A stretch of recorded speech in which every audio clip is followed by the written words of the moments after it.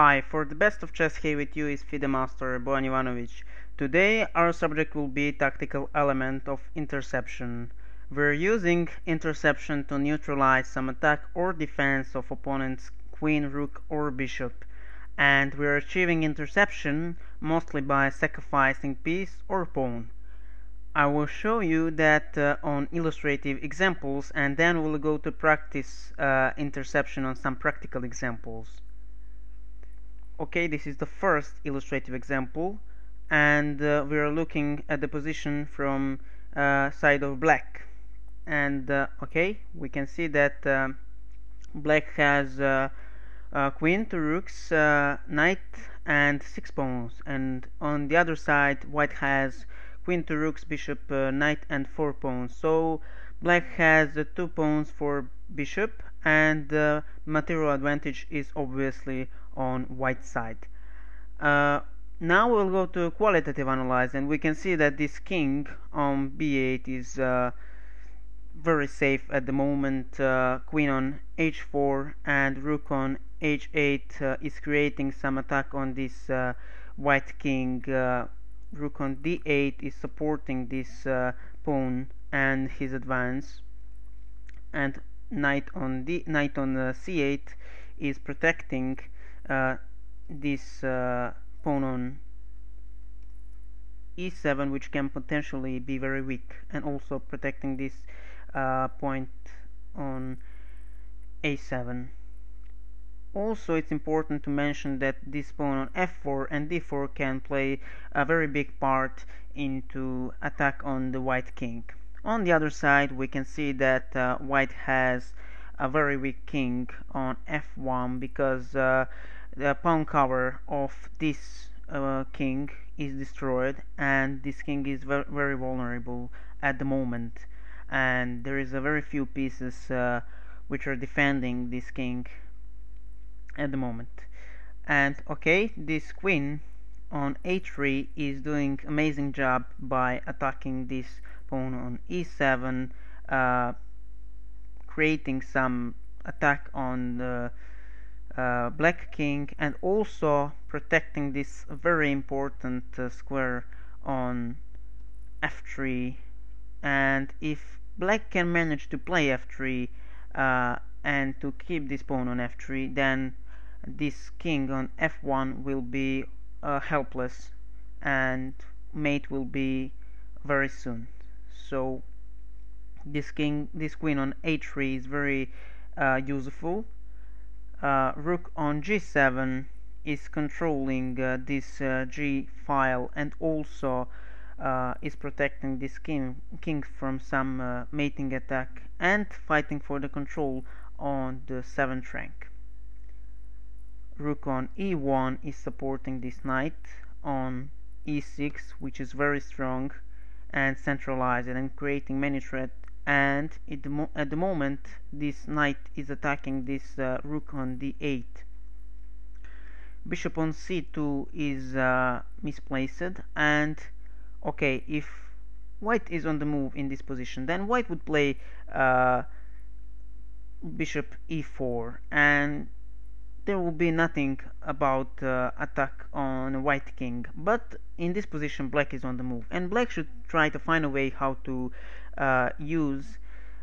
make a plan how to use this weak position of black king, and very active position of queen and rook, and also dynamic position of these pawns on d4 and f4.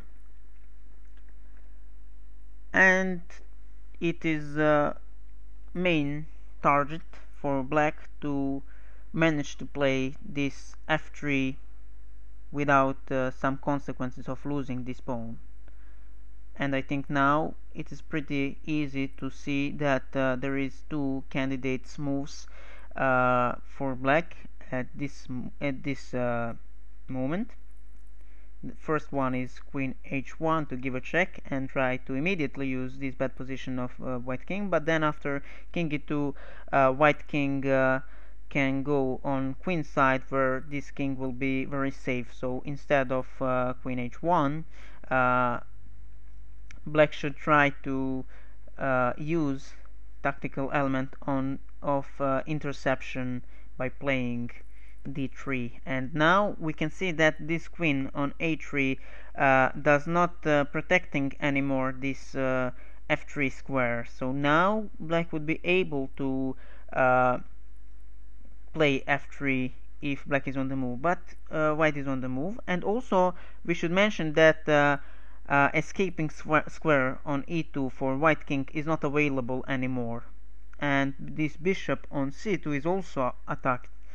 And okay, there is a few possibilities for white to continue. First one is to play bishop b3 to move this bishop from attack, but then in this case black will play queen h1 check, and only move is rook g1. And now beautiful sacrifice of this queen after queen h1, king h1, rook from d to g8 check, knight g5, rook g5, and after king f1, rook h1 mate.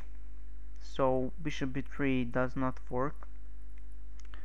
And if white takes with bishop on d3, we can see that we managed to intercept this defense of this queen on this square of f3. So now we're able to play f3, and now white is going to be mated very soon, and that is unstoppable. Okay, now we will go to a second illustrative example. In this example we can see that position of black king is very weak, and okay, position of white king on the other side is quite safe. This queen on b3 is supporting this bishop in attacking a black king. Also this knight on g6 is creating some mating net around black king, and this pawn is protecting this knight on g6.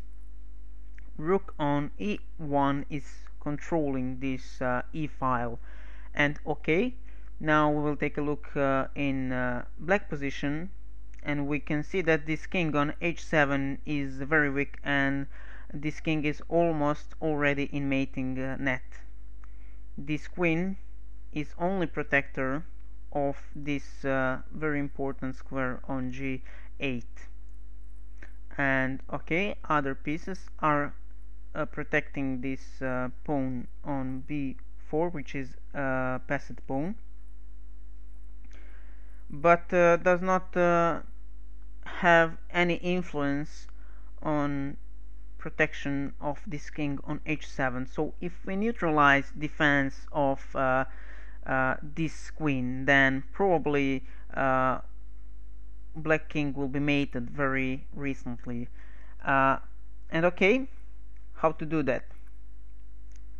By using interception and playing rook e8. Now we can see that white is threatening to play bishop g8 and to give a mate to black king.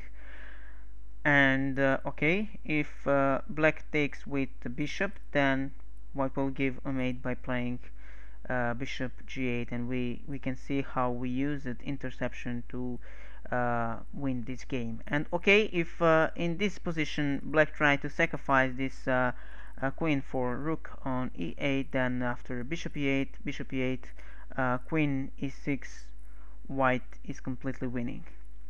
Okay, now we will take a look at one more illustrative example, and then we will have a couple of practical example to solve. This is our last illustrative example, and okay, we can see that this is the opening stage of the game, and okay, this knight on g4 is protected by this bishop on c8, and we will try to use this bad position of knight, and also bad position of this king on e8 and to make some combination by using a tactical element of interception, and we will achieve that by playing bishop b5 in this position. And after this check, black has a few options available, and first one is to play, for instance, knight c6, and after knight c6 white will play knight c6, bc6, and after bishop c6 we can see that this is a double attack, and white is giving a check and attacking this rook on a8 in the same time. So white is completely winning after this move. Instead of knight c6, another possibility can be bishop d7, but now we can see that we created pinning of this bishop on d7 for protection of this king on e8, and this knight on g4 is not protected anymore, and we can take this knight by playing queen g4. And last option is knight d7, and now we can see power of interception. This bishop is intercepted from defense of this knight on g4, and we can take this knight by playing queen g4, and white is completely winning. Okay, now we will go to first practical example for today. This is example, and we can start with our usual thinking process in this position. In this position we will be black, and okay, we can see that in quantitative analysis we can conclude that black has queen, rook, 2 bishops and 6 pawns, and on the other side white has queen, rook, 2 bishops, knight and 4 pawns. So black has 2 pawns for knight and white has material advantage.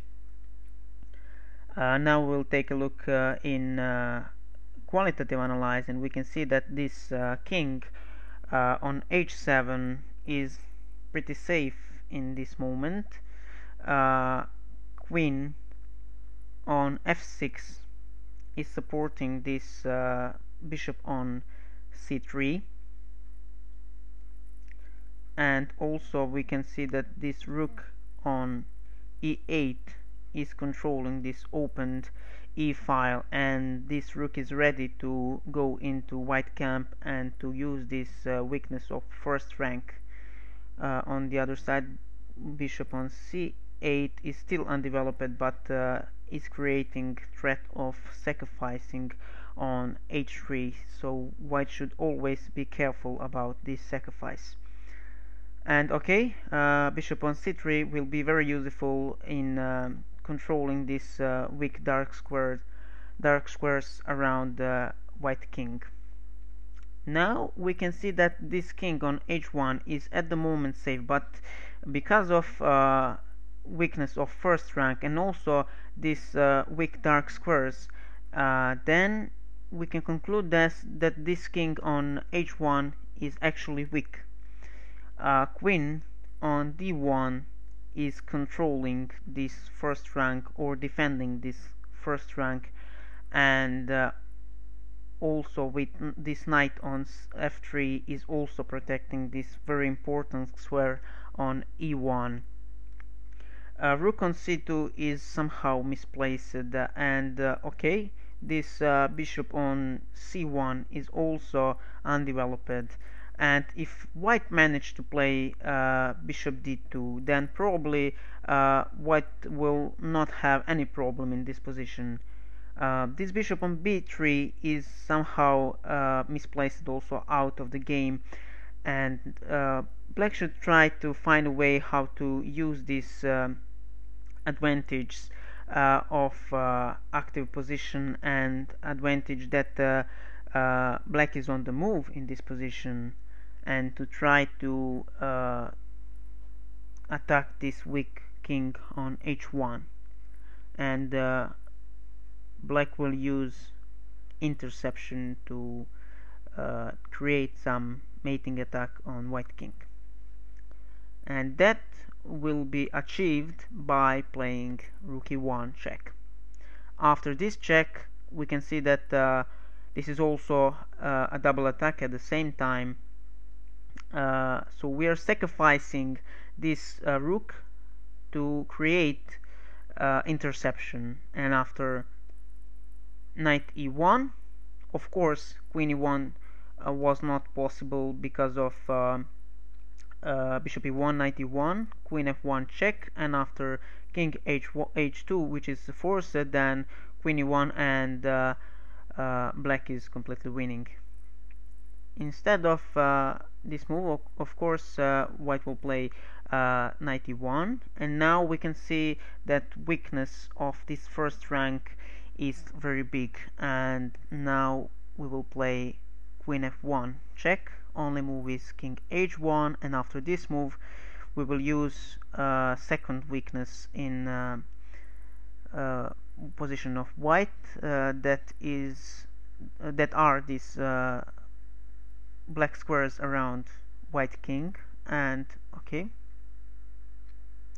after bishop e5 check, white is forced to play g3 to protect from check, and now this h3 pawn is very weak, and black is able to play queen h3, king g1, bishop d4. Again, we are using these dark squares for attacking on white king. Now rook f2, and we can see that we created now pinning of this rook for protection of this king on g1. And after queen g3 check, knight g2, bishop f2, white is forced to come on f1, because if white play king h1, then queen h3 mate. So after king f1, we're creating another pinning by playing bishop h3, and this knight is going to fall. But if white tried to escape with his king by playing king e2, then also there is some bad geometry between this king and this queen on d1. And okay, after bishop g4, king d2, bishop d1, black has very big material advantage and completely winning position. So instead of king e2, white can try to move this queen from this bad pinning, from this bad geometry. And okay, after queen d2, for instance, black will play queen g2 check. Only move is king e2, and after bishop g4, it is mate. So we used interception by playing a rook e1, and we sacrificed that rook for weakening of first rank, and then we used weak dark squares to mate white king. Now let's go for our last practical example for today. And this is our last example. We will start with our process of thinking. We can see that white has queen, 2 rooks, and 4 pawns, and on the other side black has queen, rook, bishop, knight, and 4 pawns. So black has some small material advantage.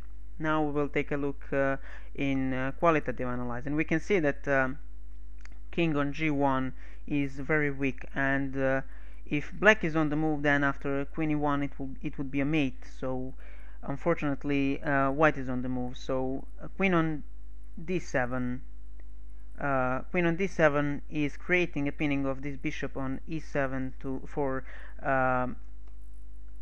protection of this king on g7, and also participating in some mating attack on black king, together with this rook on c8, which is very powerful, and controlling this 8 rank. Rook on g2 is also pinning this knight on g4 for protection of this king on g7, and it's very useful. This pawn on f5 is creating many threats by advancing on f6, and that will be one of the candidate move, of course. And let's see black position. We already said that position of this king is very bad, and position of a bishop and knight whose are pinned. And also okay, this queen is doing amazing job by creating a threat of mate on e1, also protecting this bishop on e7 and protecting this knight on g4. But this rook on h6 is somehow misplaced here and does not have some special purpose. And okay, we can see that coordination of black pieces is not so good, and we should try to use it. And we will use it by playing f6 check. So this is our candidate move, and I think this is only logical candidate move. We're discovering attack on this knight on g4, and also we're giving a check and attacking this bishop on e7, and we intercepted the protection of this e7 bishop. And okay, now after queen f6, for instance, this knight is going to fall and white is winning. And if black plays, for instance, king g6, then after rook g4, double attack, we're giving a check and attacking the queen on h4 at the same time. And after queen h4, queen h4, sorry, queen g4, queen g4, then white is completely winning. And last option for black in this position is to play a rook f6. And after this move, we can see that we intercepted protection of this bishop on e7, and now we will use it by playing queen e7 check. And we are creating also half pinning of this rook on f6 for protection of this queen on h4. And now king g6, rook g8, king h5, rook h8, and now we're attacking the king and the queen through the king. And okay, black can try to protect from check his king by playing for instance knight h6, but then after queen e8, rook g6 is only move which is protecting this king from check, and then queen g6 mate. So instead of knight h6, black could also play rook h6, and in this position white will play queen f7 check, and after only move king g5, then queen f5 mate.